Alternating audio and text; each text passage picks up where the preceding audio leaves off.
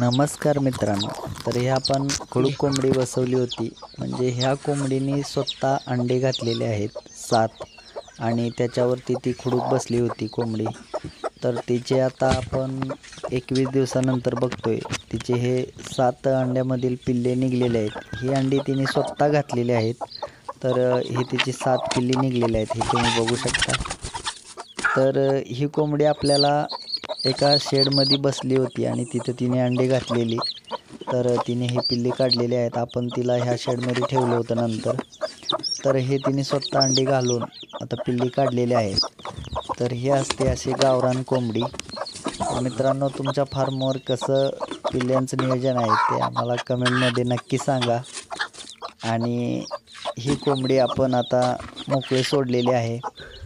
आणि हे आपले इन्क्युबेटरमधून निघलेली तलंग होती. म्हणजे हिने स्वतः अंडी घातलेली आहेत आणि स्वतः तिने आता पिल्ली काढलेली आहेत. तर हे उन्हाळ्यामध्ये आपण ही इन्क्युबेटरमध्ये ठेवलेले अंडी होते आणि आता हे तिने पिल्ली काढलेले आहेत कोंबडीने. तर हे तुम्ही बघताय, हे आपल्या समोरच आहे कोंबडी.